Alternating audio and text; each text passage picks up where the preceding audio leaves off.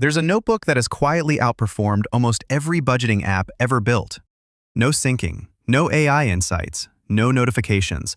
Just a pen, a page, and 4 questions.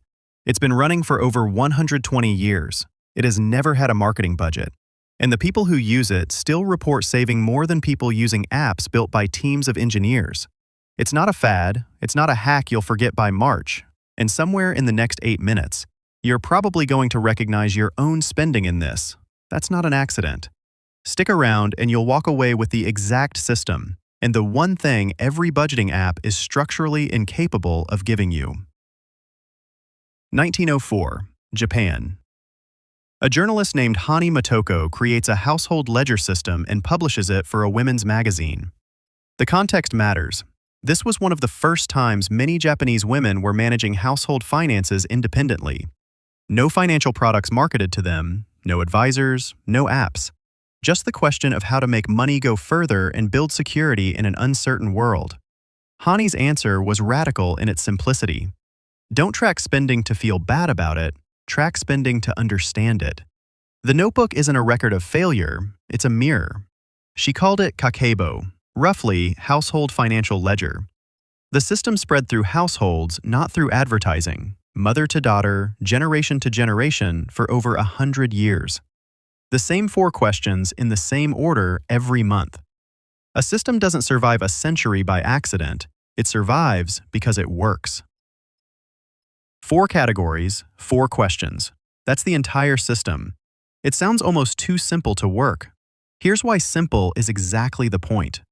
Kakeibo divides all spending into 4 categories, not to restrict, to clarify. Category 1, survival, the non-negotiables. Rent, food, utilities, transport. The floor of your life. Kakeibo asks you to write this number down first, not to stress about it, but to see it clearly. Most people have never looked at this number directly. Kakeibo makes you look. Category 2, optional, the wants. Restaurants, entertainment, clothing beyond the basics. This is the category where most budgets fail because they try to eliminate it entirely, which doesn't work. Kakeibo doesn't eliminate it. It makes you name every item before you spend it, not after, before. That one shift, intention declared before action taken, changes the behavior. Category 3, culture. Books, courses, events, experiences that educate or expand. Kakeibo treats this as a separate, legitimate category, not a luxury, not an optional cut. The philosophy?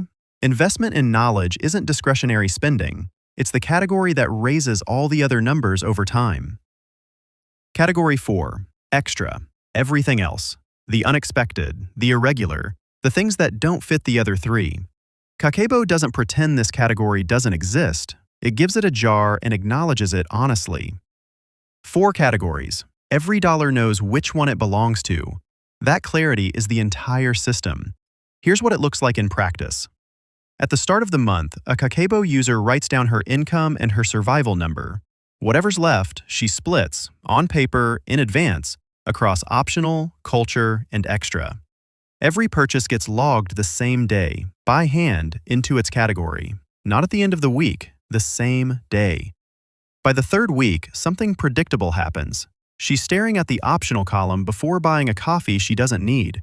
Not because a notification told her to stop, but because the number is sitting right there in her own handwriting. That's not willpower. That's a system doing the work willpower usually fails at. Then, at the end of every month, the 4 questions. How much money did I have? How much did I spend? How much did I save? How much do I want to save next month? Not a judgment, a conversation with yourself. In writing. There's real research behind why the handwriting part matters. Studies on note-taking consistently find that writing by hand forces deeper cognitive processing than typing or tapping a screen. You can't transcribe mindlessly the way you can on a keyboard. Kakeibo was applying that principle 100 years before cognitive scientists had a name for it. The notebook isn't a nostalgic choice, it's the mechanism. The system doesn't change what you earn, it changes what you notice. The reason Kakeibo consistently outperforms modern budgeting apps comes down to one distinction: awareness versus automation. Budgeting apps track what happened. Kakeibo requires you to engage with what's happening. The difference sounds small. The behavioral outcome is significant. When you write down, by hand in advance, what you intend to spend in each of the 4 categories, you create a moment of friction before every financial decision. Not guilt, not restriction, friction. The micro-pause between intention and action where a real decision gets made. That friction is worth more than any tracking system. Because the data in a tracking app doesn't change behavior. The pause before spending does. Here's the part nobody talks about. In the West, an entire industry got built around solving this exact problem and selling you the solution. Apps, subscriptions, premium tiers, automation as a service. But automation was never the fix. It just moved the friction somewhere you couldn't see it, into a settings menu you never open. Kakeibo never became a business because there was nothing to sell. A notebook and 20 minutes a month don't need a subscription. That's not a limitation of the system. That's the reason it's more honest than almost anything venture-funded finance has produced since. You can't think your way to better spending.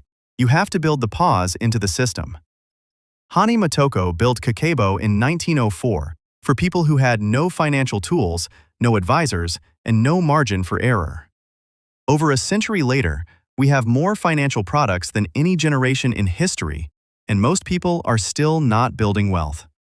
The problem was never the tools, it was the absence of the pause. 4 categories, 4 questions, 1 notebook. The setup takes 20 minutes. The habit takes about a month to build. Kakeibo doesn't ask you to be better with money. It asks you to be honest with yourself about it. Most people are waiting for the next app to fix their relationship with money. You just need a notebook and the willingness to actually look. Subscribe. Every week we break down the systems that quietly run your financial life. Stop surviving. Start building. I'll see you in the next one.